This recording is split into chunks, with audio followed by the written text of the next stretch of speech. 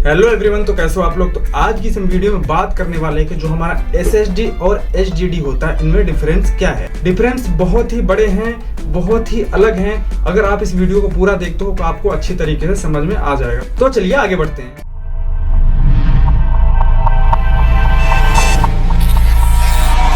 तो इस वीडियो में हम SSD और HDD को साथ में कवर करते हुए चलेंगे और समझते हुए चलेंगे कि SSD और HDD में क्या डिफरेंस है। सबसे पहले नंबर पे आता है हमारा टेक्नोलॉजी।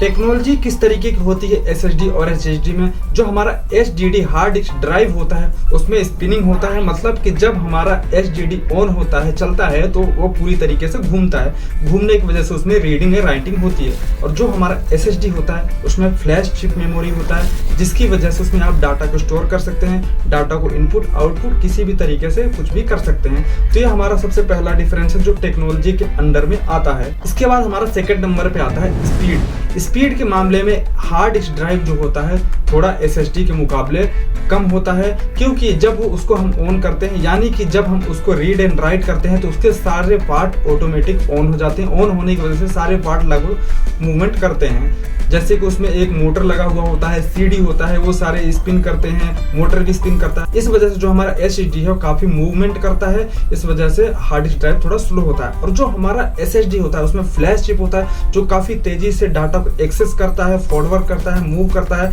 इस वजह से हमारा जो SSD होता है थोड़ा फास्ट होता है। इसके बाद थर्ड नंबर पे आता है ड्यूरेबिलिटी। ड्यूरेबिलिटी के मामले में देखा जाए तो हार्ड डिस्क ड्राइव बहुत जल्दी खराब हो जाते हैं SSD के मुकाबले, क्योंकि जब हम हार्ड डिस्क में किसी भी तरीके का डाटा स्टोर करते हैं या फिर उसको ऑन करते हैं, आपने देखा होगा कि जब हमारा लैपटॉप ऑन होता है, लैपटॉप ऑन होने के बाद आप उसमें बहुत सी चीजें जैसे बूट करते हो या फिर डाटा को कॉपी पेस्ट करते हो, कुछ भी करते हो, तो हमारा जो हार्ड डिस्क ड्राइव है चलता है। चलने के बाद ऐसा होता है कि उसके सारे पार्ट्स लगभग ऑन रहते हैं, मूव करते रहते हैं, तो इसकी वजह से वो फेल होने के चांसेस ज्यादा रहते हैं। लेकिन जो हमारा SSD होता है, SSD में ऐसा कुछ नहीं होता है। SSD जो हमारा फ्लैश मेमोरी चिप होता है, आपको बता दिया, उसके अंदर बिना हिले डुले हर तरीके का डाटा स्टोर किया जा सकता है, इसलिए ड्यूरेबिलिटी के मामले में SSD काफी अच्छा है। इसके बाद हमारा फोर्थ नंबर पे आता है फ्रेगमेंटेशन। फ्रेगमेंटेशन के अंतर्गत जो हमारा SSD होता है, HSD काफी ज्यादा स्लो हो जाता है और हमारे SSD पर इसका किसी भी तरीके का कोई प्रभाव, किसी भी तरह का कोई इफेक्ट नहीं पड़ता है।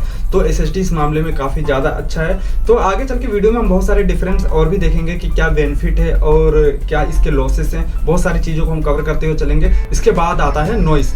नॉइस के मामले में देखा जाए तो HDD बहुत ज़्यादा नॉइस करता है, क्योंकि उसके प्रोड्यूस टू पार्ट जो हमारे होते हैं, लगभग सारे हमारे पार्ट जो होते हैं वो मूवमेंट करते हैं, इस वजह से नॉइस होता है। और जो हमारा HDD होता है उसमें किसी तरीके का ऐसा कोई नॉइस की प्रॉब्लम नहीं होती है, क्योंकि वो उसके सारे पार्ट्स फिक्स होते हैं। उसमें जो भी हमारा हम डाटा ट्रांसफर करते हैं या फिर रीड करते हैं, राइट करते हैं, उसमें सारे पार्ट फिक्स होने की वजह से, ना मूवमेंट नहीं होने की वजह से उसमें किसी तरीके की नॉइस नहीं आती है। यह एक अच्छा ऑप्शन है कि हम HDD जब भी लें तो इसको भी हम देख कर चलें कि उसमें नॉइस आती है या फिर नहीं आती है। इसके बाद जो हमारा SSD होता है बिल्कुल भी नॉइस नहीं करता है, क्योंकि they have no any moving parts, यानी कि किसी भी तरीके को उसमें कोई भी मूविंग वाले पार्ट्स नहीं होते हैं, इसलिए हमारा SSD किसी भी तरीके का कोई नॉइस नहीं करता है। इसके बाद 6 नंबर पे आता है हमारा पावर कंजप्शन। पावर कंजप्शन के मामले में जो हमारा HSD है काफी ज्यादा पावर लेता है और SSD बहुत ही कम पावर कंज्यूम करता है।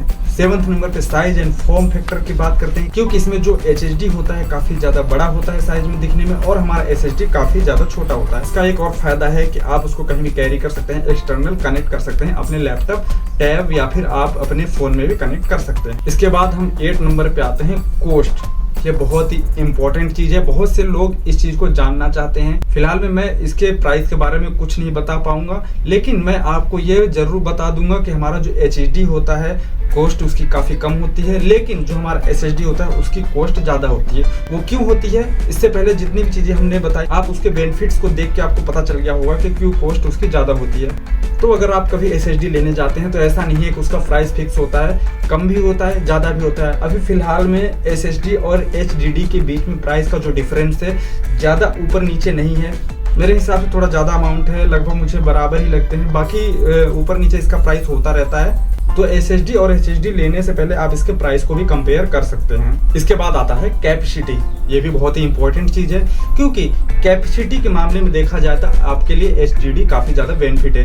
क्योंकि अगर आप मान लीजिए आपको 10 टेराबाइट की जरूरत है तो आप SSD खरीदेंगे तो काफी ज्यादा महंगा पड़ेगा, और अगर आप HDD लेते हैं तो आपको कम प्राइस में आप उसकी कैपेसिटी को बना सकते हैं 10 टेराबाइट तक। कैपेसिटी के मामले में देखा जाए तो HDD काफी ज्यादा अच्छा है, क्योंकि स्टोरेज को आप काफी ज्यादा उसमें स्टोर कर सकते हो, और हमारा जो SSD है उसमें भी स्टोर कर सकते हो, लेकिन वो काफी ज्यादा महंगा पड़ता है।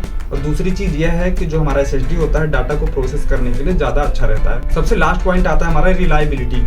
रिलायबिलिटी के अंतर्गत जो हमारा SSD होता है HDD के मुकाबले काफ़ी ज़्यादा अच्छा रहता है, क्योंकि इन्वायरमेंट के लिए भी अच्छा रहता है। जैसे कि उसके जो पार्ट्स मूव करते हैं, जैसे कि घूमते रहते हैं, स्पिन करते रहते, उसका मोटर हो गया, उसका जो CD हो गया, ये सब मूव करते हैं। और भी उसके अन्य पार्ट है जिसमें से साउंड आता है। साउंड की वजह से जैसे कि आपने देखा होगा कभी आप वीडियो वगैरह रिकॉर्ड कर रहे हो या फिर किसी भी तरीके का कुछ भी आप कोई वीडियो बना रहे हो या फिर कुछ भी, तो अगर आपको उसका साउंड आता है अलग से सुनाई देता तो आप उससे इरिटेट होते हो। तो HDD के मुकाबले हमारा SSD इसलिए ज़्यादा बेनिफिशियल है। तो अब आपको ये देखना है कि आपको HDD लेना है या फिर SSD लेना है। तो अब आपको ये देखना है आपको SSD लेना है या फिर HDD लेना है। अगली वीडियो में फिर एक नई जानकारी के साथ आएंगे। तो चलिए मिलते हैं नेक्स्ट टाइम, तब तक के लिए बाय बाय।